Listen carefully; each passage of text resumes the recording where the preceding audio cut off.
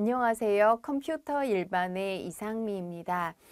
이번 시간에는 2021년 우정직 9급 공무원 컴퓨터 일반 문제 함께 풀어보도록 하겠습니다. 시작하겠습니다. 자, 우선 1번 문제부터 살펴보도록 하겠습니다. 1번 문제는 데이터베이스에 관련된 문제이고요. 우리 또 굉장히 중요한 내용이기도 합니다. 관계 데이터베이스에서 관련 다음 설명에서 기억에서 리을에 들어갈 용어를 짝지은 것을 묻는 문제입니다. 지금 보시면 무결성 제약이라는 것이 있습니다. 자, 이 무결성 제약이라는 것은 데이터를 정확하게 저장해야 된다. 정확하고 유효하게 유지할 수 있도록 하는 규칙, 이것을 무결성 제약 규칙이라고 얘기를 하죠. 자, 무결성 제약 규칙에는 개체 무결성이 있고 참조 무결성이 있다라는 거 다들 아실 것 같은데요. 자, 이 개체 무결성이라는 것은 기본 키에 대한 제약이 되겠습니다. 그래서 기본 키는 널 값을 가지지 않아야 된다. 그리고 유일한 값을 가져야 된다. 이것이 바로 개체 무결성이 되겠고요. 참조 무결성이라는 것은 외래키에 관한 얘기죠. 어떤 테이블을 참조하는 외래키가 유효한 값을 가져야 한다는 것인데요. 요거는 참조하고 있는 외래키가 참조하고 있는 기본키가 있겠죠. 기본키가 있고 외래키가 이것을 참조합니다. 그럼 외래키 값은 이 참조하고 있는 이 테이블의 기본키가 가지고 있는 값이거나 또는 널값도 가능하다는 것이죠. 자, 이 기본 키의 값을 가지거나 또는 널값을 가져야 된다. 이게 바로 참조 무결성 규칙이 되겠습니다. 자, 그래서 여기에는 이 중에 하나를 설명하고 있는데요. 각 릴레이션, 즉 테이블에 속한 애트리뷰트, 속성이 해당 무엇을 만족하면서 무엇할 수 없는 값을 가져서는 안 된다라고 되어 있습니다. 자, 그럼 요것은 뭔가 참조하는 데 관련되는 것이니까 참조 무결성 규칙이 되겠고요. 해당 무엇을 만족하느냐, 이게 기본 키가 가지고 있는 그 값들을 도메인이라고 얘기하죠. 그래서 도메인을 만족해야 되겠고요. 도메인을 만족하면서 참조할 수 없는 외래키 값을 가져서는 안 된다. 이 외래키에 대한 규칙이 되겠습니다. 자, 그래서 정답은 3번이 되겠습니다. 자, 다음 문제는 엑셀 문제입니다. 이 엑셀 문제가 두 문제나 포함이 되어 있기 때문에 엑셀의 그 함수라든지 엑셀의 주소 방식에 대한 것을 잘 알고 계셔야 되겠고요. 항상 조금 까다롭게 문제가 출제가 됩니다. 그래서 그냥 그저 함수를 외우는 정도로만 대비를 하셔서는 안 될 것 같습니다. 지금 이 문제는 엑셀의 주소 참조에 대한 문제가 되겠습니다. 자, 그래서 지금 보시면 뒤에 1번 셀에 여기에 수식을 넣는데요. 어떻게 넣었냐면 $A, $1 플러스 $B2. 자, 이렇게 지정을 했습니다. 자, 그래서 지금 엑셀에 열과 행 앞에 모두 달러가 있는 주소를 우리는 뭐라고 얘기를 하냐면 절대 참조다라고 얘기를 합니다. 자, 절대 참조는 어디로 이 수식을 복사하든 간에 바뀌지 않는 주소를 의미합니다.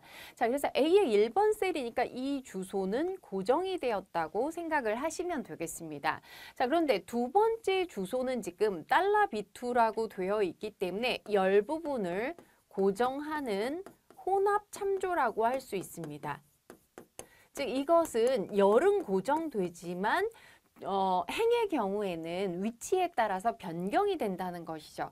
자, 그래서 지금 보시면 달러 B2니까 바로 이 부분입니다. 자, 이 두 개의 셀을 더해서 결과를 적는 것이죠. 그럼 5가 되겠는데요. 자, 이 문제에서는 뒤에 5번 셀에 붙여넣기를 했다라고 되어 있습니다. 자, 그럼 이때는 어떻게 될까요? 요거는 주소는 A의 1번 셀은 그대로 유지가 되지만 B의 2번 셀은 각각 3번, 4번, 5번, 6번까지 변화됩니다. 그러니까 요렇게 지금 더해지게 되는 것이죠. 요렇게 더해지고 이 셀의 경우에는 6번 셀. 자, 이렇게 더해집니다. 그런데 지금 B의 6번 셀에는 아무것도 들어있지 않습니다. 그래서 1만 더해지게 되니까 결과는 1이 나오게 되겠습니다. 자, 그럼 정답은 1번이 되겠습니다. 자, 엑셀 같은 경우에는 확인해 보시기도 굉장히 쉽죠. 직접 엑셀을 실행을 해서 확인을 해 보시면 좀 더 이해가 빠르실 것 같습니다. 자, 다음 문제 역시 데이터베이스에 관련된 문제가 되겠는데요. 자, 관계 데이터베이스의 인덱스에 대한 설명으로 옳은 것의 총 개수를 묻는 문제입니다. 그래서 이 인덱스라는 것은 데이터베이스나 자료 구조에서 종종 등장하게 되죠. 중요한 개념이 되겠는데요.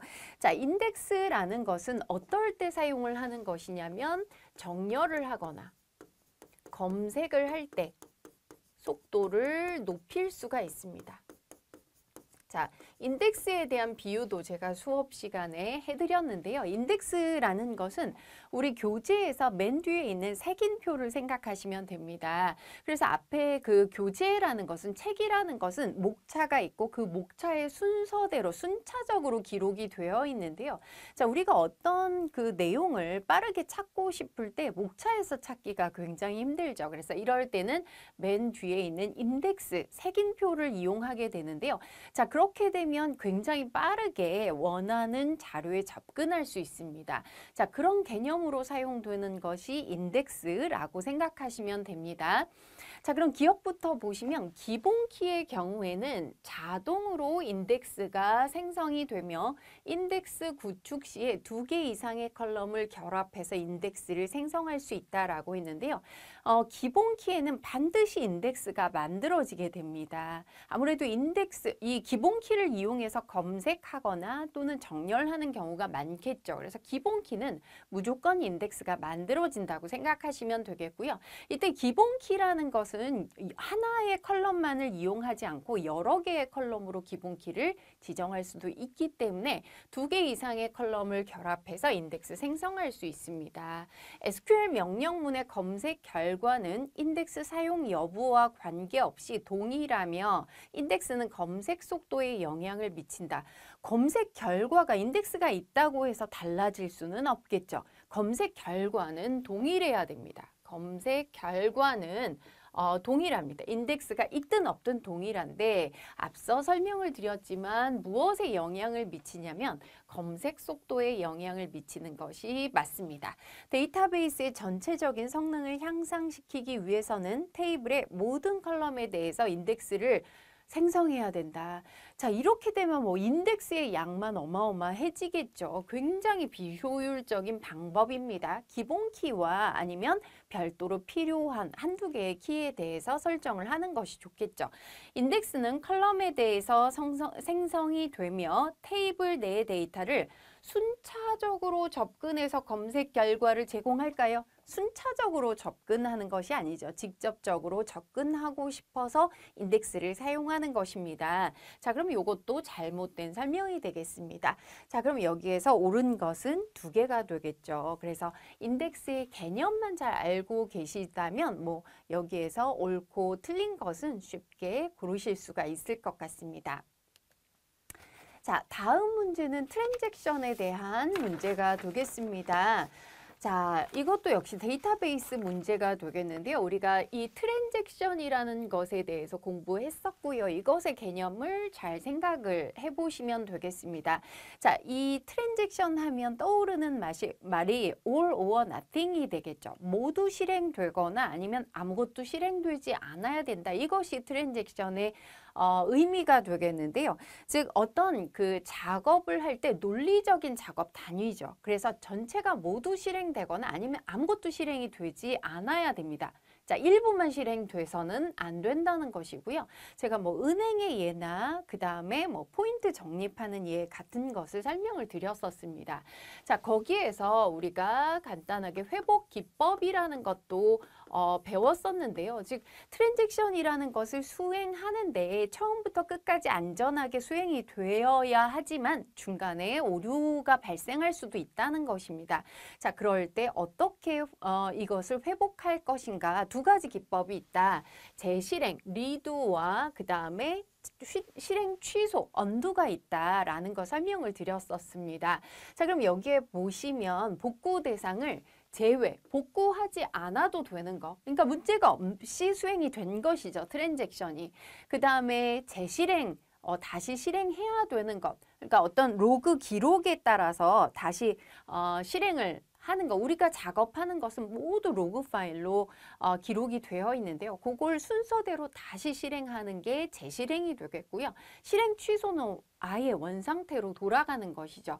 자, 그럼 여기에서 한번 보시면 T1부터 T6까지 선분이 각각의 트랜잭션입니다. 요게 이렇게 트랜잭션이 수행이 되는 것이죠. 그래서 시작과 끝 지점을 이렇게 선으로 표시하고 있는데요. TS라는 것은 검사점, 체크 포인트가 되겠습니다. 근데 이 부분까지는 저장이 됐다고 생각을 하시면 되겠습니다. 그러니까 우리가 마치 이 파일을 그 작성하는 중에 저장을 한번 하고 그 다음에 오류가 발생할 수 있죠. 그런 상황이라고 생각을 하셔도 쉽게 이해가 되실 수가 있겠습니다. 자, 여기서 저장을 한번 했고요.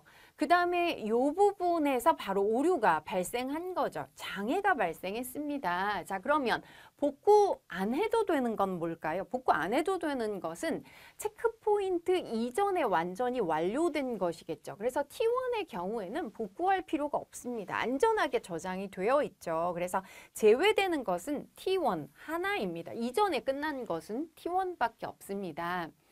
자, 그러면 재실행, 로그 파일의 기록에 따라서 재실행해야 될 것은 뭐냐면 자, 요런 거 T2 같은 것은 여기 체크포인트 이후에도 작업이 진행이 되어서 오류 발생 전에 이미 작업은 끝난 것입니다.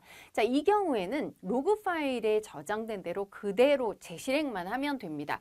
그런 것들이 어떤 게 있을까요? T2도 있고 T3도 여기서 끝났고요. 그 다음에 T6 이렇게 세 개는 오류 발생 전에 이미 트랜잭션 작업이 완료가 되었습니다.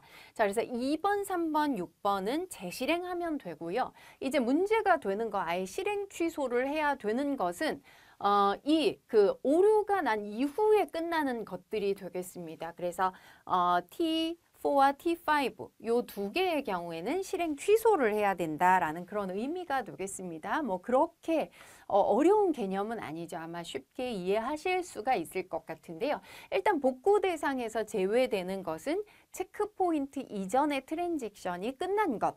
그 다음에 재실행해야 되는 것은 오류 체크포인트 이후에도 수행이 되었는데 오류 전에 장애 전에 끝난 것. 그리고 실행 취소해야 될 것은 장애 이후까지 작업이 이루어진 것. 이렇게 구분을 해주시면 되겠습니다. 자, 그럼 정답은 2번이 되겠습니다. 자, 다음 문제 역시 엑셀 문제가 되겠는데요. 항상 앞에서도 설명드렸지만 그냥 그저 아주 쉽고 간단한 문제는 아닙니다. 조금 생각해 보셔야 될 그런 내용이 되겠고요. 여기에서는 VLOOKUP과 라지라는 함수를 이용하고 있습니다. 자, 우선 이 VLOOKUP이라는 함수는 엑셀에서 굉장히 중요한 함수입니다. 모든 시험에서 잘 출제가 되는 그런 함수가 되겠는데요. VLOOKUP은 어떤 의미냐면 첫 번째 열에서 자, 요 첫 번째 인수가 있습니다. 자, 요 1번 인수를 1열에서 찾습니다. 자, 첫 번째 열에 범위는 요게 범위입니다. 자, 요 범위에서 1번 값을 찾는 것이죠. 범위의 1열에서 이 1번 값을 찾게 됩니다. 근데 이때 찾을 때 마지막 인수를 확인하셔야 되는데 마지막 인수는 0 또는 1이 있습니다. 자, 0인 경우에는 정확한 값을, 정확히 일치하는 값을 찾습니다. 자, 1일 경우에는 비슷하게 일치하는 값입니다. 비슷하게 일치하는 값. 근데 비슷하게 일치하는 값에 대해서까지 뭐 여기서 자세히 설명드릴 수는 없는데요. 이 1회라는 인수에 대해서도 미리 공부를 좀 해두실 필요가 있습니다.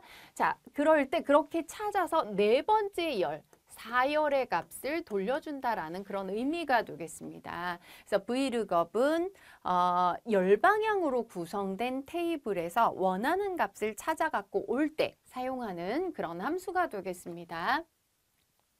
자, 그럼 지금 이 라지를 이제 1열에서 찾는다고 했는데 일단 범위는 어디냐면 C의 4번 셀부터 F의 11번 셀까지. 자, C의 요 부분이 되겠습니다. F의 11까지. 요 부분이 되겠습니다. 자, 여기에 보시면 요 부분이 1열이 되겠고, 자, 여기가 1열. 2열, 3열, 4열 이렇게 보시면 되죠. 그래서 1열의 초과 부족 수량 중에서 이 라지 값을 찾습니다. 그럼 라지 값이라는 것은 뭐냐면 값을 작은 것부터 순서대로 큰 것으로 나열했을 때 몇 번째로 큰 값을 찾는 것입니다. 자, 그러면 지금 요건 라지, 큰 값이니까 큰 값부터 생각해 보시면 되겠는데요. 자, 여기에 가장 큰 값은 20이 되겠습니다. 이렇게 이제 내림차순으로 정렬된다고 생각하시고요. 20, 그 다음에 두 번째 값이 13, 13. 그 다음이 10인가요? 뭐 이렇게 나열이 되어 있는데 세 번째로 큰 값입니다. 그럼 세 번째로 큰 값이니까 13이 되는 것입니다. 자, 여기에서 13, 13 두 개 있으니까 세 번째로 큰 값은 10이 아닌가라고 생각하실 수도 있는데요. 이렇게 순서대로 나열했을 때 1번, 2번, 3번이 된다는 것이죠. 자, 그럼 여기에서는 13을 찾는 것인데요. 1열에서 13을 찾는다. 자, 위에서 내려오다가 첫 번째로 만나는 13을 찾는다고 생각하시면 되겠습니다. 정확히 일치하는 13을 찾는 거죠. 자, 그리고 네 번째 열의 값을 되돌려 줍니다. 자, 그러면 이게 뭐냐면 2380이 되겠죠. 자, 이렇게 결과가 나오는 그런 함수 수식이 되겠습니다. 수식 조금 더 뭐 변형해서 또 어렵게도 나올 수가 있기 때문에 이 수식들 중요 함수들은 꼭 공부를 하고 계셔야 될 것 같습니다. 다음 문제입니다.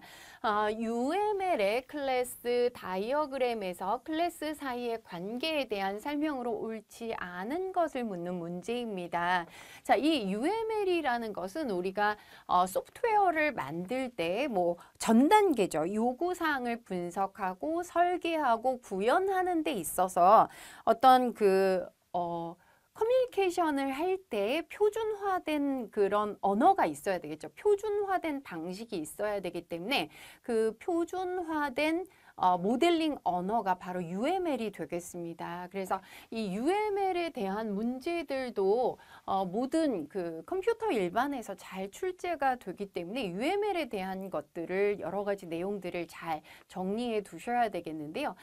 클래스 다이어그램에서 클래스와 클래스 사이의 관계의 종류가 여러 가지가 있습니다. 거기에서 옳지 않은 것을 찾는 문제입니다. 자, 그럼 우선 일반화 관계라는 것이 있습니다. 자, 이게 그렇게 뭐 어려운 내용은 아닙니다. 그런데 처음에 보시면 좀 생소하게 느껴지시기 때문에 처음에는 조금 어렵게 느껴지실 것 같습니다. 자, 우리가 자바에서도 상속이라는 것을 설명을 드렸습니다. 클래스들을 어떻게, 여기는 이제 클래스들을 요렇게 보통은 선이 3개 있는 3칸으로 구성된 거, 뭐 속성 메소드를 다 표현해야 되기 때문에 다이어그램에서 요렇게 그리게 되는데요. 예를 들어서 위쪽에 있는 것을 우리가 부모 클래스라고 얘기를 하죠. 예를 들어서 커피라는 것이 있습니다. 자, 커피가 있고 아래쪽에는 이제 커피의 뭐 세분화된 종류가 있습니다. 자, 요렇게 뭐 한 두 가지만 이렇게 해볼까요? 그럼 커피에는 뭐 종류가 여러 가지가 있죠. 아메리카노가 있고, 그 다음에 뭐 카페 라떼가 있습니다. 이거 말고도 굉장히 많죠. 그래서 지금 보시면 위에 있는 것이 부모 클래스가 되겠고요. 아래 있는 것이 자식 클래스가 되겠죠. 이렇게 연결을 해서 여기에 화살표는 위쪽으로 해서 이렇게 비어있는 흰색 화살표를 그리게 됩니다. 자, 이렇게 되면 우리가 부모 클래스가 가지고 있는 속성이나 메서드는 자식 클래스가 상속받게 되어 있습니다. 그렇죠? 그리고 이 자식 클래스라는 것은 부모의 어떤 속성들을 대부분을 가지고 있는 거죠. 커피라는 특성은 모두 가지고 있습니다. 자, 그래서 여기에 일반화라는 것은 뭐냐면 이렇게 아래에서 위로 추상화되는 것. 자, 위쪽으로 가면 어느 정도 공통적인 커피의 특성들을 가지고 있는 것이죠. 자, 요게 일반화 관계입니다. 일반화 관계고요. 그러면 반대로, 자, 반대로 이렇게 내려가면 구체화가 되는 것이죠. 요것은 특수화다라고 얘기를 합니다. 그래서 여기에 이제 일반화와 특수화라는 용어가 나오는데요. 일반화 관계는 일반화한 부모 클래스와 실체화한 자식 클래스 간의 상속 관계를 나타내는 게 맞습니다. 네. 그 다음 두 번째 연관관계라는 것이 있는데요. 연관관계라는 것은 그냥 관계를 가지고 있는 것입니다. 그래서 뭐 예를 들면 뭐 사장이 있고 그 다음에 사원이 있습니다. 둘은 관계가 있죠. 사장은 사원에게 일을 주고 사원은 뭐 사장에게 급여를 요청한다. 뭐 이런 그 서로 둘 간의 관계가 지어져 있는데요. 이런 관계를 연관관계다라고 얘기를 합니다. 그런데 이게 이렇게 표시를 할 수가 있습니다. 이렇게 표시하면 이건 무슨 얘기냐면 사장은 직원이 한 명이 아니겠죠. 여러 명, 한 명 이상의 직원들을 가진다라는 그런 의미가 되어서 여기에서 연관관계에서 이게 다중성을 의미하는 것입니다. 관계 사이에 개입하는 클래스의 인스턴스가 뭐 한 개냐, 뭐 두 개냐, 뭐 이런 개수를 표시하는 방법이 있는데요. 클래스의 인스턴스 개수를 의미하는 것이 맞습니다. 자, 세 번째 의존 관계는 연관 관계 중에 어떤 좀 특수한 관계가 되겠죠. 한 클래스가 다른 클래스를 참조하는 것입니다. 지역 변수나 매개 변수 등 일시적으로 사용하는 관계이다. 이건 맞고요. 마지막에 집합 관계도 좀 생각해 봐야 되는데요. 집합 관계는 강한 전체와 부분의 클래스 관계다. 전체 객체가 소멸되면 부분 객체도 소멸된다라고 얘기를 했는데요. 전체와 부분에 대한 건 예를 들어서 우리가 컴퓨터를 한번 생각해 보죠. 자, 컴퓨터는 그냥 컴퓨터 본체만 있어서는 안 되죠. 여러 가지가 필요하죠. 예를 들어서 뭐 모니터도 별도로 있어야 되고요. 키보드도 있어야 되고요. 그 다음에 뭐 마우스도 있어야 되죠.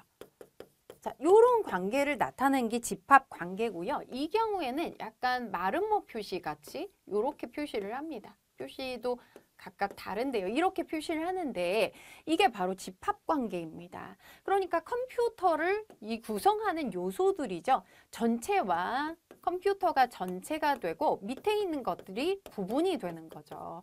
이런 관계가 맞는데요. 전체 객체가 소멸되면 부분 객체도 소멸되는지 한번 생각해 볼까요? 만약에 컴퓨터를 못 쓰게 됐습니다. 본체 고장이 나서 컴퓨터를 못 쓰게 되었을 때 모니터, 키보드, 마우스까지 모두 버려야 될까요? 그렇지는 않죠. 이건 다른 컴퓨터에 또 꽂아서 사용할 수 있는 것입니다. 그래서 집합관계는 이게 잘못 설명된 거죠. 전체 객체가 소멸되더라도 부분 객체는 사용할 수가 있습니다. 자, 그런데 만약에 이게 컴퓨터가 아니라 노트북이라고 한다면 어떻게 될까요? 노트북의 경우에는 일체형이죠. 그래서 이럴 때는 모니터, 키보드, 뭐 마우스는 아니지만 뭐 키보드가 고장났다. 그러면 이 노트북 전체를 쓸 수가 없는 것입니다. 그래서 이런 관계는 뭐라고 얘기를 하냐면 포함 관계다라고 얘기를 합니다. 그래서 집합 관계와 포함 관계는 좀 다르다고 볼 수가 있죠. 자, 그러면 여기에서 옳지 않은 것은 4번이 되겠습니다. 자, 그러면 여러분들은 UML에서 클래스 사이의 관계에 대한 것들을 한번 지금 또 찾아보셔서 좀 더 정리를 해 놓으시면 좋겠습니다. 자, 다음 문제입니다. 자, 이것도 소프트웨어에 관한 문제입니다. 다음에서 설명하는 소프트웨어 아키텍처의 유형으로 옳은 것은 이라고 했는데요. 자, 이 아키텍처라는 말을 우리가 많이 쓰죠, 주변에서. 근데 특히 건축물에서 굉장히 많이 사용을 하는데요. 건축학에서 나온 용어라고 합니다. 그러니까 건물을 지을 때 어떤 뭐 뼈대와 그런 속성을 미리 결정을 짓는 것을 아키텍처라고 얘기를 하는데요. 즉 건축물이라는 것은 뭐 굉장히 간단한 거, 뭐 계집을 짓는다든지 이런 것과 아주 높은 빌딩을 짓는 것은 아키텍처 자체가 다르겠죠. 그래서 이런 것들을 아키텍처라고 얘기를 하는데요. 소프트웨어도 마찬가지입니다. 아주 작은 간단한 프로그램을 만드는 경우도 있고 크고 굉장히 무거운 시스템을 만드는 경우도 있는데 그럴 경우에는 아키텍처가 미리 정해져 있어야 된다는 것입니다. 그것을 소프트웨어 아키텍처다라고 얘기를 하는데요. 여기에 아키텍처의 종류들이 여러 가지가 있습니다. 그 종류 중에 하나를 묻는 것인데요. 보시면 조금 아는 것도 있습니다. 우리가 클라이언트 서버 아키텍처 아시죠? 클라이언트와 서버, 그러니까 요거는 이제 분산 구조에 사용되는 거죠. 분산 구조. 분산 구조 설계할 때 보통 클라이언트 서버 방식을 많이 사용합니다. 그래서 서버는 서비스를 제공하는 컴퓨터고 클라이언트들은 제공받는 컴퓨터인데요. 일들을 분산해서 함께 처리를 할 수가 있고 각각의 구조는 굉장히 독립적인 구조입니다. 그런 것들 알고 있고요. 브로커라는 것은 여기에 클라이언트와 서버 사이에 브로커라는 것이 또 존재하는 아키텍처가 되겠고요. 이 문제에서는 이제 MVC라는 것이 있습니다. 모델, 뷰, 컨트롤러 아키텍처라고 얘기를 하는데요.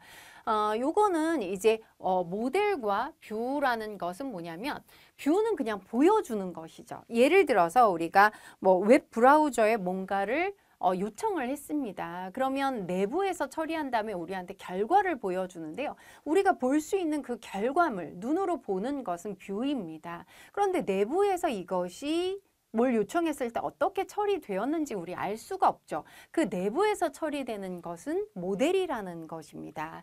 자, 그래서 저기 내부에는 모델이라는 것이 있고요. 그 다음 위에 뷰들이 많이 있죠. 뷰들이 우리가 볼 수 있는 뷰들이 많이 있습니다. 그런데 이것을 사이에 이 컨트롤러라는 것이 연결을 해주는 것이죠. 그래서 사용자의 경우에는 우리가 컨트롤러에게 의뢰를 하는 것입니다. 컨트롤러에게 의뢰를 하면 컨트롤러가 모델에게 전달해서 뭔가 처리를 한 다음에 다시 컨트롤러에게 전달하고 컨트롤러는 뷰에게 전달해서 우리는 이 결과를 뷰만 보는 것이죠. 이런 형태가 MVC 아키텍처라고 볼 수 있습니다. 그러니까 컨트롤러라는 어떤 중간의 역할, 인터페이스의 역할이죠. 인터페이스 역할이 있고 뷰하고 모델은 독립적입니다. 완전히 독립적인 형태가 MVC가 되겠고요. 계층형이라는 것은 몇 개의 계층으로 구성이 되는데요. 우리가 데이터베이스에서 공부한 거, 사용자는 데이터베이스를 직접 접근하지 못하죠. 직접 접근하는 게 아니라 사이에 DBMS라는 소프트웨어를 통해서 접근하게 되어 있습니다. 이렇게 해서 사용자 계층, DBMS 계층, DB 계층 뭐 이런 식으로 여러 개로 나눠진 것을 계층형 아키텍처라고 얘기를 하는데요. 여기 보기에서 보시면 사용자 인터페이스를 시스템의 비즈니스 로직 부분과 분리를 한다. 사용자 인터페이스는 그냥 우리가 보는 부분이니까 뷰라고 생각하시면 되겠고요. 그 다음 비즈니스 로직 내부에서 처리되는 거 모델로 생각하시면 되겠습니다. 그래서 뷰와 모델로 구분이 되는 것이고 이것은 우리 소프트웨어 개발에서 결합도라는 것이 있었고 낮추는 게 좋다고 했습니다. 결합도를 낮출 수 있는 방법이고 그 다음 디자인 패턴이라는 것이 것들이 있죠. 디자인 패턴 중에 옵서버 패턴에 해당된다라고 했는데 옵서버라는 것은 우리가 관찰자를 의미하죠. 관찰자.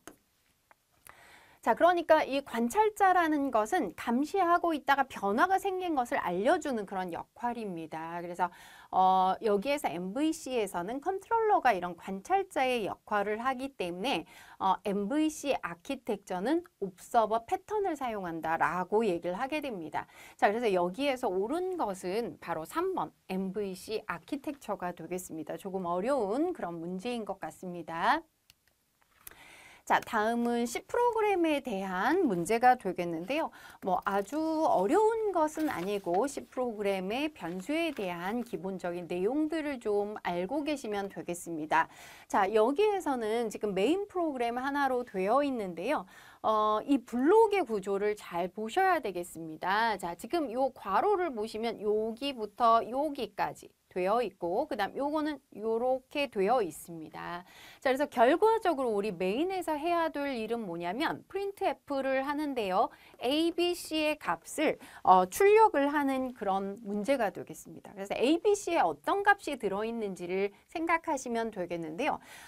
중요한 것은 블록 안에서 값을 사용하다가 소멸이 되는 것이죠. 정적 변수가 아닐 경우에는 내부에서 소멸이 되는데요. 지금 printf의 위치를 보시면 요 블록 바깥쪽에 있습니다. 그러니까 요 블록 바깥쪽, 요 블록이 되겠죠. 이 블록 안에 있는데 여기에서 사용되는 변수는 소멸이 돼버린다는 것이죠. 그걸 기억하시면 되겠습니다. 그럼 맨 위에 보시면 A라는 변수에는 1을 넣고 B에는 1을 넣고 C에는 3을 넣었습니다. 전체에서 다 사용이 되는 것이죠. 그 다음 두 번째 블록에서 이제 B는 4다. 자, B는 4다. 자, 요 값을 4로. B는 4다. 그 다음 C는 5다라고 했습니다. 자, 요렇게 사용을 하게 됩니다. 그 다음에 B의 값을 A에다 넣어라. B의 값을 A에 넣어라. 4를 A에 넣는다는 것이죠. 자, 요 값이 A가 4가 되는 그런 상태가 되겠습니다. 우리는 여기에서 프린트를 할 거기 때문에 이 변수의 값을 지금 집중해야 되는데요. 그 다음에 B의 값을 C에다 넣어라 라고 했는데 C는 그럼 요 값 말고 C는 이렇게 B의 값을 4를 C에다 넣어라. 그런데 이것은 이 블록이 끝남과 함께 소멸이 됩니다. 그러니까 사실 이건 안 보셔도 되겠습니다. 우리 요것만 보면 되겠죠. 요것만 보면 A는 4가 되고 B도 4가 되고 C는 5가 되는 거죠. 요렇게 출력이 된다는 것입니다. 그래서 중요한 것은 printf문의 그 위치에 따라서 어떤 블록에 포함이 되는지 이것이 굉장히 중요한 내용이 되겠습니다. 자, 그럼 결과는 445가 되는 그런 문제가 되겠습니다.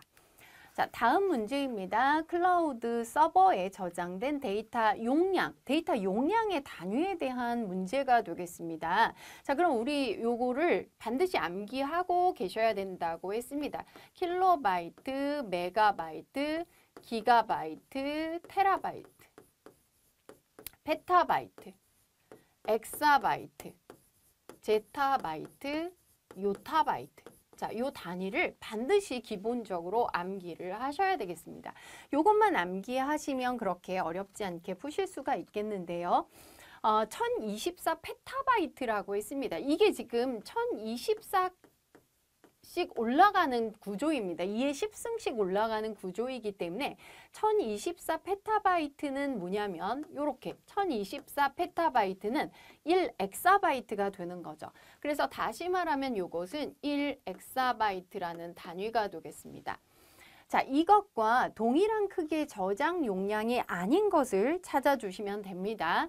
그러면 1024의 마이너스 1 제타바이트니까 제타바이트에서 하나 내려오죠. 요거 엑사바이트 맞습니다. 1 엑사바이트가 맞고요.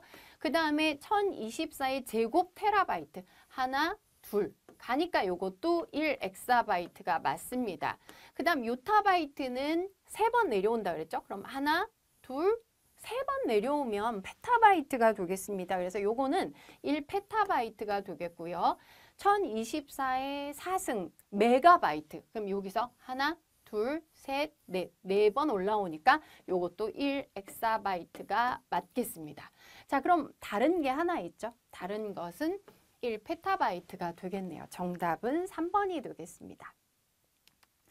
자, 다음 문제입니다. 유비쿼터스 컴퓨팅 기술에 대한 설명으로 옳지 않은 것을 묻는 문제입니다. 자, 이런 신기술 용어들은 계속해서 업데이트가 되고 있기 때문에 새로운 용어들 관심을 기울이실 필요가 있는데요. 유비쿼터스라는 것은 언제 어디서나 우리가 컴퓨터를 쓸 수 있는 그런 환경을 의미합니다. 그런데 뭐 읽어보시면 사실 자세히 이 용어에 대해서 모르더라도 감으로 아실 수가 있는 그런 내용이 있는데요. 일단 노매딕 컴퓨팅이라는 말을 사용하고 있는데 노마드라는 것이 요즘에 우리 디지털 노마드라는 거 많이 사용을 하죠. 그래서 유목민입니다. 디지털 유목민인데 일할 때 반드시 뭐 회사에 출근하지 않더라도 멀리 다른 곳에서도 이 디지털 기기를 이용해서 접근해서 작업을 할 수가 있는 것이죠. 그래서 노매딕 컴퓨팅은 사용자가 모든 장소에서 일을 할 수가 있습니다. 동일한 데이터에 접근할 수 있죠. 그런데 사용자가 모든 장소에서 사용자 인증 없이 사용할까요? 이거는 보안에 큰 문제가 돼서 이런 기술을 잘 사용하지는 않겠죠. 그래서 노매딕 컴퓨팅은 사용자가 모든 장소에서 다양한 정보기기로 동일한 데이터에 접근하는 것은 맞는데요. 사용자 인증이 없다는 것은 완전히 잘못된 내용이 되겠습니다. 자, 두 번째, 엑조팅 컴퓨팅이라는 것은 스스로 생각을 해서 현실 세계와 가상 세계를 연계해주는 컴퓨팅입니다. 옳은 설명이고요. 그 다음 감지 컴퓨팅이라는 것은 센서를 사용해서 사용자 상황을 인식하는 컴퓨팅 기술입니다. 유비쿼터스에서는 이 센서라는 거 굉장히 중요하죠. 자, 옳은 설명이 되겠고, 인베디드 컴퓨팅. 우리가 보통 인베디드라는 것은 이 마이크로 프로세서가 어디 가전제품 같은데 장착되어 있는 것을 말하죠. 사실 요즘에 가전제품들은 모두 컴퓨터나 마찬가지죠. 뭐 세탁기, 냉장고 이런 것들도 컴퓨터의 기능들을 다 가지고 있습니다. 사물에 마이크로칩, 그러니까 CPU를 장착하는 거죠. 그래서 서비스 기능을 내장하는 컴퓨팅 기술이 인베디드 컴퓨팅이 맞겠습니다. 자, 그럼 옳지 않은 것은 1번이 되겠습니다. 다음 문제입니다. 다음 문제는 좀 쉬운 문제가 되겠습니다. 하나의 컴퓨터 시스템에서 여러 개의 어플리케이션, 그러니까 프로그램들이 주기억 장치에 적재되어서 하나의 CPU라는 것이 중요하겠죠. 이것을 번갈아 사용하는 형태다라고 되어 있습니다. CPU는 하나인데 여러 개의 프로그램을 실행할 수 있다. 이건 뭘까요? 이것은 다중 프로그래밍에 대한 설명이 되겠죠. 자, 만약에 여러 개의 CPU를 사용한다라고 하면 다중 프로세싱이 되겠습니다. 자, 그 다음 병렬 처리랑 분산 처리는 조금 다르죠. 병렬 처리라는 것은 동시에 여러 개를 수행한다라는 그런 의미고, 분산 처리라는 것은 하나의 작업을 여럿이 나눠서 한다라는 그런 의미가 되겠습니다. 그래서 여기에서 설명하고 있는 것은 정확하게 다중 프로그래밍에 대한 설명이 되겠습니다. 자, 다음 문제입니다. 자, 캐시 기억 장치에 대한 문제가 되겠습니다. 주기억 장치와 CPU 캐시 기억 장치만으로 구성된 시스템에서 다음과 같이 기억 장치 접근 시간이 주어질 때 적중률로 옳은 것을 묻는 문제입니다. 주기억 장치 접근 시간, CPU의 접근 시간 다르죠. CPU의 접근 시간이 굉장히 빠릅니다. 그런데 기억 장치 평균 접근 시간을 묻는 여기에서 기억장치 평균 접근 시간은 주어졌네요. 자, 그럼 여기에서 우리가 구해야 될 것은 적중률이 되겠고요. 그럼 공식을 좀 기억하셔야 되는데, 평균 접근 시간이라는 것은, 평균 메모리 접근 시간이라는 것은 우선 캐시의 접근 시간이 있습니다. 캐시 접근 시간 곱하기 적중률이죠. 그 다음에 더하기 주기억 장치의 접근 시간 곱하기 1- 적중률이 되겠습니다. 자, 이렇게 계산해 주시면 되겠는데요. 이 문제에서는 평균 접근 시간이 주어졌습니다. 그래서 대입을 해보시면 되고 17은 캐시의 접근 시간은 10나노초입니다. 곱하기 적중률 H라고 해볼까요? 더하기 주기억장치의 접근 시간은 80나노초이고요. 여기에 1-H가 되겠습니다. 그래서 이 문제에서는 H를 구해주시는 문제가 되겠는데요. 그럼 17은 10H 플러스 80 빼기 80H. 자, 요렇게 해주시면 되겠죠? 그럼 이쪽에 70H가 되고 그 다음에 80 마이너스 17이니까 63이 되겠습니다. 그럼 H는 63 나누기 70 해서 구해주시면 되겠죠? 자, 이렇게 되면 계산을 해보시면 되겠고요. 계산해보시면 90%, 네, 0.9가 나와서 90%가 되는 그런 문제가 되겠습니다. 자, 그러면 정답은 3번이 되겠고요. 항상 이 적중률에 관련된 문제 잘 나올 수 있기 때문에 평균 접근 시간 계산하는 방법을 알고 계셔야 되겠습니다.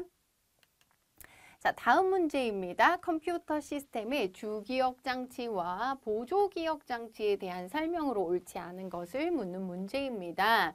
자, 우선 1번 램에 대해서는 잘 알고 계실 것 같은데요. 램은 휘발성 기억 장치죠. 그러니까 즉 전원을 끄면 모든 내용이 지워지는 그런 메모리가 되겠고요.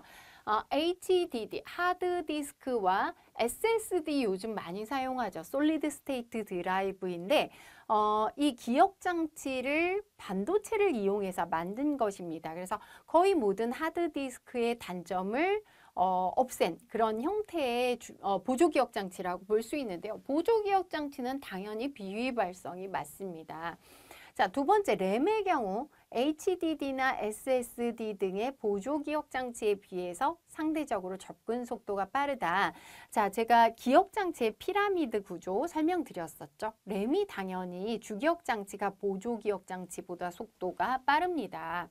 그 다음 세 번째 SSD에서 일반적으로 특정 위치의 데이터를 읽는 데 소요되는 시간이 같은 위치의 데이터를 쓰는 데 소요되는 시간보다 더 오래 걸린다라고 했는데요. 쓰는 데 걸리는 시간이 훨씬 더 오래 걸리게 됩니다. 그래서 요건 잘못되었는데요. 사실 요건 잘 모르실 수도 있지만 마지막 보기까지 보시면 답을 쉽게 유추하실 수가 있을 것 같습니다. 앞서 SSD라는 것은 모든 하드디스크의 단점들이 있죠. 하드디스크 일단 굉장히 무겁고 이동이 거의 하드디스크를 이동하기가 어렵죠. 그리고 접근 속도도 느리고 또 오류도 자주 발생하는데요. 그런 것들을 모두 제거했다고 생각하시면 됩니다. 일반적으로 HDD보다 가볍고 접근 속도 빠르고 전력 소모도 적습니다. 옳은 설명이 되겠고요. 그러면 옳지 않은 것은 3번이 되겠습니다. 자, 다음 문제입니다. 자, 14번 문제 4개의 프로세스들을 시간 할당량 타임 퀀텀이 5인 라운드 로빈 스케줄링 방식입니다. 라운드 로빈이니까 일정하게 이 프로세스들을 5초라고 한번 생각해 볼까요? 5초보다 굉장히 작은 단위겠죠. 근데 일단 우린 편의상 5초라고 생각해서 5초씩 이렇게 번갈아 가면서 수행한다는 그런 의미입니다. 자, 여기에서 평균 반환 시간, 그러니까 반환 시간들을 모두 구한 다음에 평균이니까 4로 나누어서 계산을 해주시면 되는 것인데요. 좀 하나하나 계산하셔야 되니까 조금 시간이 걸리는 그런 문제가 되겠습니다.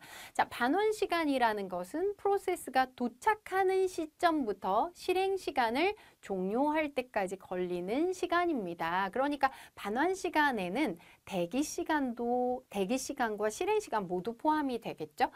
이들 4개의 프로세스들은 I/O 없이 CPU만을 사용한다고 가정하며 몸매 교환하는데도 원래 시간이 걸리죠. 그런 거 무시하고 계산을 하라는 그런 의미가 되겠습니다. 자, 그럼 제가 요게 이제 계산을 해놓은 내용입니다.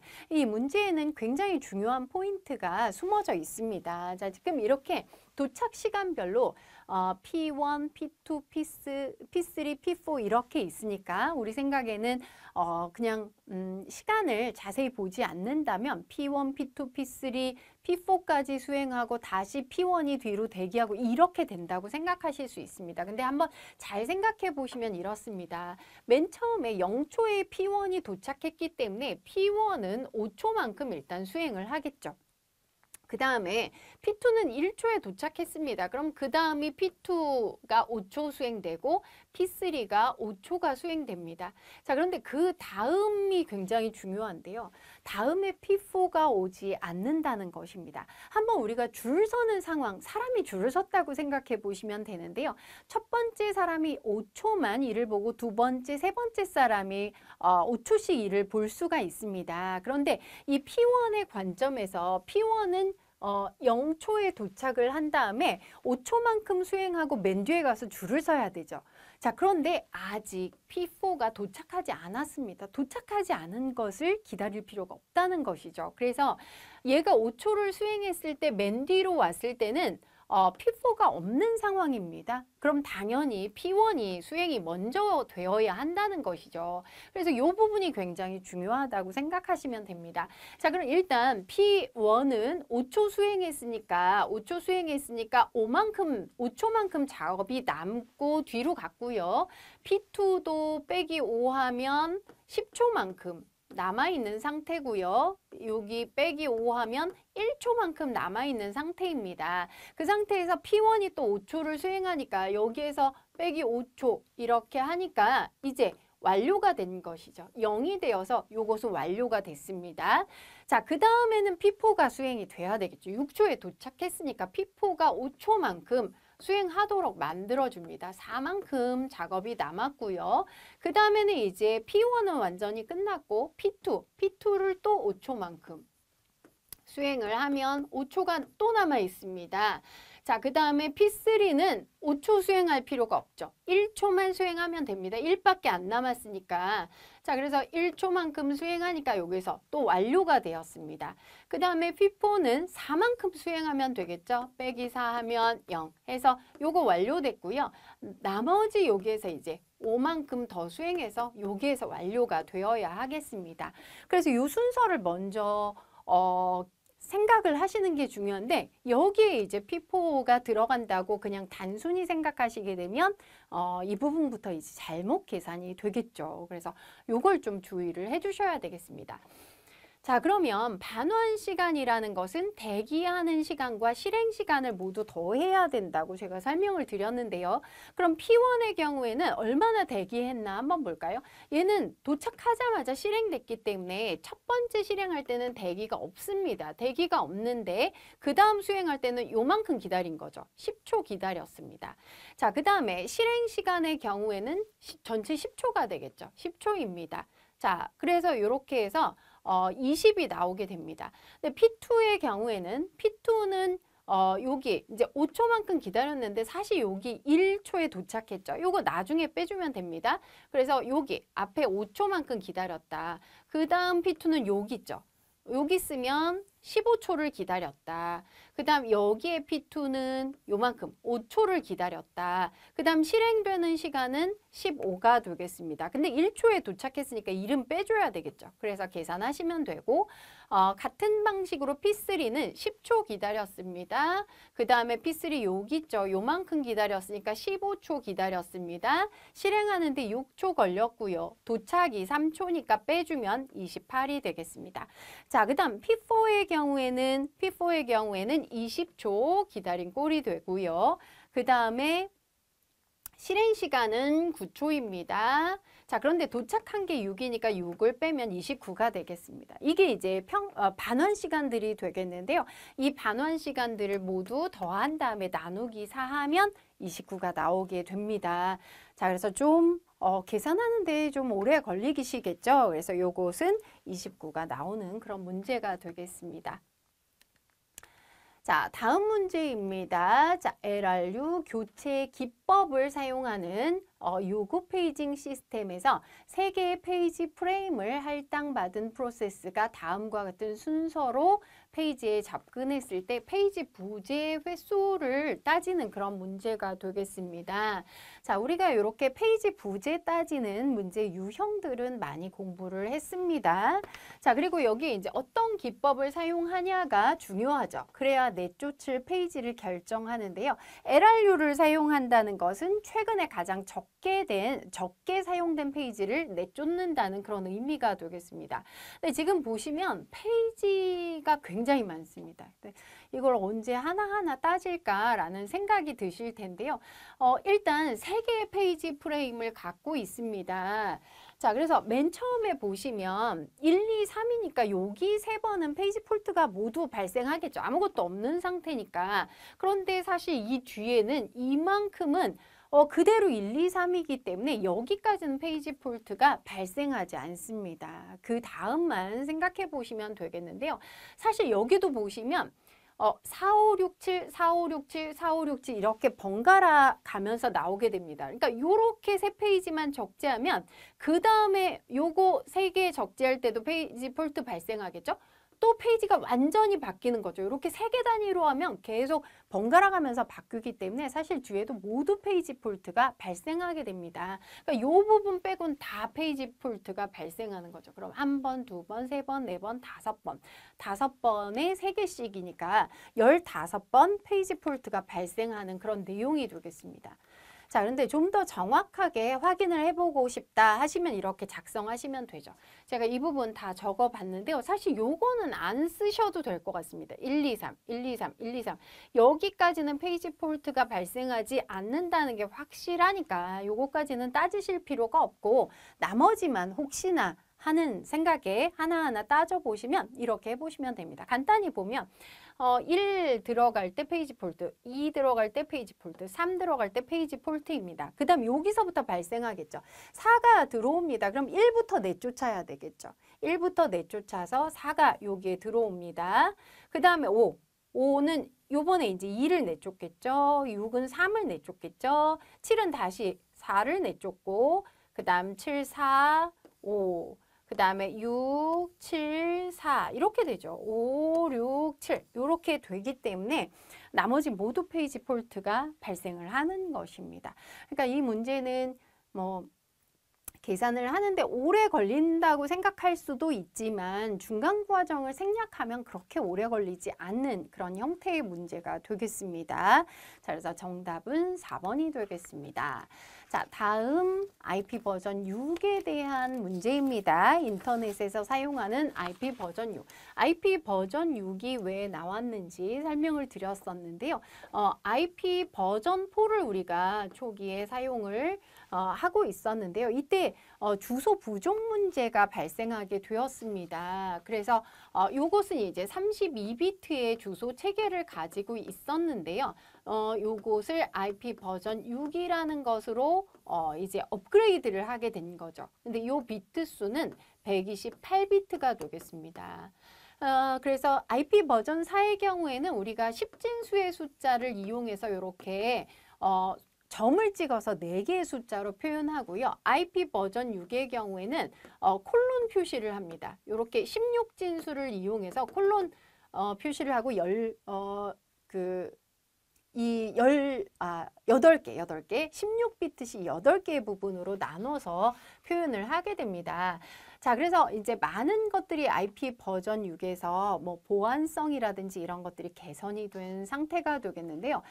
지금 여기 패킷 헤더에 체크썸이라고 했습니다. 그래서 IP 버전 4의 경우에는 패킷의 헤더 부분에 체크썸을 두어서 오류를 체크할 수 있도록 만들어 놓은 상태가 되겠는데요. IP 버전 6에서는 다른 계층에서 이 오류 점검을 마치기 때문에 패킷 헤더의 체크썸은 삭제가 되었습니다. 요거 사용하지 않는다는 것이죠. 기억을 해두셔야 되겠죠. 삭제를 했다. 그럼 체크썸이 필요가 없다는 것이고 데이터 무결성 검증기는 여기서 하지 않는다는 거죠. 패킷 헤더에서는 체크썸 사용하지 않습니다. 자, 두 번째 QoS라는 것은 서비스의 품질을 의미하는 것이죠. 그것을 위해서 흐름 레이블링이라는 기능을 지원하는 것 맞습니다. IP 버전 6의 주소 체계는 16비트씩 8개의 부분, 총 128비트로 구성됩니다. 요거 반드시 기억을 하셔야 되겠죠. 자, 그리고 IP 버전 6 주소 표현에서 이렇게 0이 연달아서 나오는 경우가 있습니다. 여기 0이 나오는 경우가 있죠. 그럼 앞에 숫자 쓰고 콜론만 찍어서 0을 생략할 수 있다는 것입니다. 자, 그런데 요것은 한 번만 가능하다. 옳은 설명이 되겠습니다. 자, 그럼 옳지 않은 것은 1번이 되겠습니다. 자, 다음 문제입니다. 다음 정수를 왼쪽부터 순서대로 삽입해서 이진 탐색 트리를 구성했을 때 단말 로드를 나열한 것을 묻는 문제입니다. 그러니까 우리가 이진 탐색 트리를 만들어야 된다는 것이죠. 자, 이진 탐색 트리도 우리가 자료 구조에서 공부를 했었는데요. 이진 탐색 트리는 왼쪽에는 이 루트의 노드보다 작은 값, 오른쪽에는 큰 값 이렇게 배치를 해서 만들어 주시면 됩니다. 그럼 여기 첫 번째 들어온 값 44가 루트 노드가 되는 거죠. 그래서 다음 값이 들어오면 작은 값은 왼쪽으로, 큰 값은 오른쪽으로 몰아주시면 됩니다. 그럼 그 다음에 여기에 36이 오겠죠. 62는 더 크니까 오른쪽에 오겠죠. 자, 그 다음에 3의 경우에는 36의 왼쪽에 배치되겠죠. 자, 그 다음 16은 그럼 3의 오른쪽에 배치가 되겠죠. 그 다음 51은 어디 갈까요? 62의 왼쪽에 51이 가겠죠. 그 다음 오른쪽에 75가 가겠고요. 자, 68은 75보다 작은 거죠. 여기에 68이 가겠고요. 그 다음에 49는 51의 왼쪽에 49. 그 다음에 85는 여기. 그 다음 57은 여기. 이렇게 되겠죠. 자, 그럼 여기에 이제 단말 로드입니다. 제가 좀 길게 그려서 다르게 보이지만 자, 이 부분이 되겠죠. 그러면 16, 49, 57, 68, 85 이렇게 되는 거죠. 자, 그러면 정답은 2번이 되겠습니다. 자, 이 문제는 이진 탐색 트리가 무엇인가만 알고 계시면 구성을 하실 수가 있겠습니다. 자, 다음 문제입니다. 다음 과정을 통해서 수행되는 정렬 알고리즘의 특징을 묻는 것입니다. 자, 그러니까 이 과정을 보고 이것은 무슨 정렬 알고리즘인가, 버블인가, 셀렉션인가, 요거를 찾아주시면 되는데요. 지금 요건 셀렉션도 버블도 아닌 형태가 되겠죠? 지금 보시면 초기 값이 이렇게 주어졌는데요. 15, 9, 8, 1, 4 이렇게 주어졌는데 여기에서 우선 9가 15보다 작으니까 앞으로 이렇게 이동을 했네요. 이렇게 이동했다고 생각해 주시면 되죠. 그래서 9와 15를 바꿨고요. 그 다음에 8이 오는데 8이 또 작으니까 8이 9의 앞으로 가네요. 그래서 8, 9, 15가 됐고 그 다음 1은 또 8보다 작으니까 또 1이 앞으로 가서 1, 8, 9, 15가 됐고 그 다음 4는 1보다는 크고 8보다 작으니까 이 위치로 가겠죠. 그래서 4가 오는 이런 형태입니다. 이것은 무슨 정렬일까요? 이것은 삽입 정렬이 되겠죠. 그래서 이걸 보고 이것이 삽입 정렬이다라는 것을 알고 문제 푸시면 됩니다. 그래서 삽입 정렬은 제가 이렇게 시험지 소트 할 때 많이 쓴다고 했는데요. 일부 정렬이 되어 있을 때 빠르게 정렬할 수 있는 그런 방식이 되겠습니다. 자, 그래서 삽입 정렬의 시간 복잡도도 공부했었는데요. 빅 O는 n제곱이다. 옳은 설명이 되겠고요. 원소의 수가 적거나 거의 정렬이 되어 있으면 굉장히 빠르게 될 수 있는 방식이 되겠습니다. 선택 정렬에 비해서 비교 연산 횟수가 같거나 적다. 이미 정렬되어 있을 땐 좀 더 빠르게 될 수가 있다는 것이고요. 정렬 대상의 크기만큼 추가 공간은 필요하지 않습니다. 그렇죠? 추가 공간은 보통 뭐 병합을 할 때나 이럴 때 사용이 되는 것이고 삽입 정렬의 경우에는 추가 공간이 필요하지 않습니다. 그럼 정답은 4번이 되겠습니다. 자, 다음 문제입니다. SAT에 대한 설명으로 옳지 않은 것을 묻는 문제입니다. 자, SAT라는 것은 프로토콜이 되겠는데요. 전자상거래의 어떤 그 보안성을 지켜줄 수 있는 프로토콜이라고 볼 수가 있습니다. 그래서 전자상거래 결제 프로토콜이다라고 생각하시면 됩니다. 자, 여기에서는 프라이버시 보호를 위해서 이중 서명 프로토콜이라는 것을 사용한다라고 했는데요. 자, 보통 요 SAT라는 것이 카드사에서 만들었습니다. 그러니까 비자와 마스터카드사가 이 신용카드를 기반으로 결제하는 시스템에 쓸 수 있는 프로토콜을 만든 것인데요. 자, 우리 보통 사용자가 우리가 전자상거래를 통해서 물건을 구입하거나 할 때 뭐 카드 정보나 이런 정보들을 넣게 되죠. 그래서 결제자가 이런 결제 정보들은 이 물건을 판매하는 사람은 결제 정보를 다 알고 있어서는 안 되죠. 그래서 이 보안을 유지하기 위해서 판매자에게 결제 정보가 누출되지 않도록 하기 위해서 이중 서명 프로토콜이라는 것을 SAT에서 사용하게 됩니다. 그래서 SAT의 특징이라고 생각하실 수 있고요. 그리고 카드 소지자는 전자지갑 소프트웨어라는 것을 사용하게 됩니다. 자, 그리고 인증기관이 필요하다라고 했는데요. 키들을 사용해서 검증하기 위해서 공개키 기반 암호 알고리즘을 사용합니다. 그래서 대표적으로 RSA라는 것을 사용하게 되는데요. 이런 서명이 맞는지 확인하기 위해서 당연히 인증기관이 필요합니다. 그리고 SSL에 비해서 고속으로 동작한다라고 했는데요. 자, 이 SSL이라는 것도 또 웹 브라우저와 그다음 웹 서버 사이에 전송되는 정보들의 어떤 보안을 유지하기 위한 프로토콜이라고 생각하시면 됩니다. 그래서 우리가 보통 URL 넣는 주소 표시줄을 보면 HTTP라고 되어 있는데요. HTTP가 아니라 가끔 보시면 HTTPS 이렇게 나오죠. 요게 바로 SSL을 사용하는 URL이라고 생각하시면 되겠습니다. 요건 좀 더 안전한 사이트라고 생각하시면 되겠죠.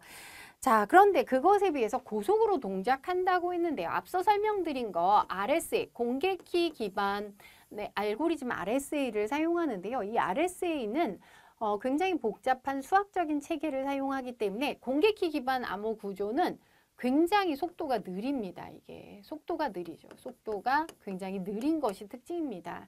그러니까 SAT는 SSL에 비해서 속도가 느리기 때문에 이건 잘못된 그런 내용이 되겠고요. SSL의 경우에는 위에 말한 전자지갑 소프트웨어가 필요하지 않은 그런 시스템이 되겠습니다. 옳지 않은 것은 4번이 되겠습니다.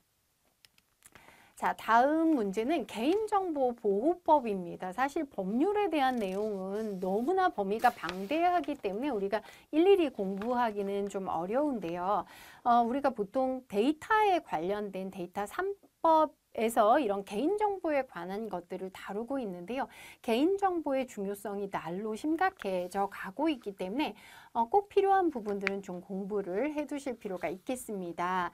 자, 우선 개인정보 처리자는 개인정보를 처리하는, 그러니까 우리가 뭐 어떤 사이트에 가입하거나 하면 우리의 개인정보들을 취급해주는 담당자가 있죠. 기업에서. 그래서 개인정보 처리자는 개인정보의 처리 목적에 필요한 범위에서 개인정보의 정확성, 완전성, 최신성이 보장되도록 해야 된다. 옳은 설명이 되겠습니다.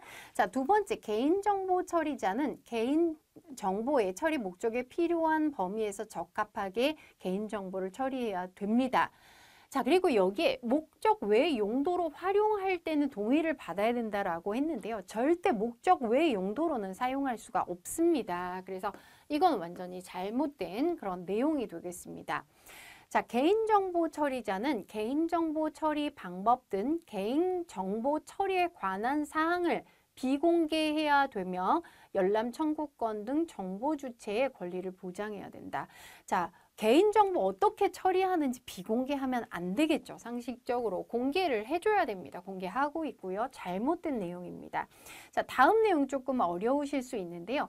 이 개인정보보호법이 새로 개편되면서 들어간 내용이 가명이라는 것입니다. 그러니까 개인정보를 다뤄서 이런 것들을 처리해서 우리가 또 이득을 볼 수 있는 것도 많기 때문에 개인정보를 어떻게든 활용할 수 있도록 해줘야 되는데요.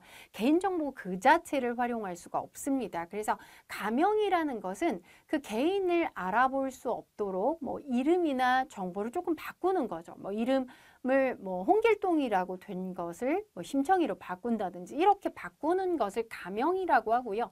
익명이라는 것은 이걸 조합해도 누군지 알아볼 수 없도록 완전히 알아볼 수 없도록 만든 것이 익명입니다. 자, 그래서 가명 정보나 익명 정보를 사용할 수가 있는데요. 여기에 개인정보 수집 목적을 어떤 데이터를 수집한 다음에 그것을 분석해서 마케팅 목적으로 사용한다. 그럴 때 일단 원칙은 익명 정보를 쓰는 것입니다. 그래서 가명이 아니라 익명 처리가 가능하면 익명에 의해서 해야 되는데요. 익명이 안 될 경우에 익명 처리로 목적을 달성할 수 없는 경우에만 가명을 사용해라 라고 되어 있습니다. 그래서 여기에 가명이라고 된 것은 모두 익명으로, 익명은 가명으로 바꿔주시면 되겠습니다.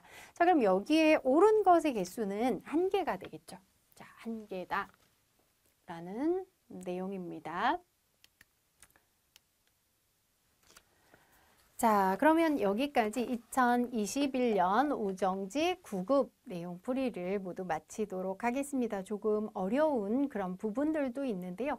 이 부분 잘 알지 못하는 부분이라면 그 부분에 대한 내용들을 좀 더 추가적으로 학습을 하시면 좋을 것 같습니다. 자, 그럼 이번 시간 여기까지 마치도록 하겠습니다. 감사합니다.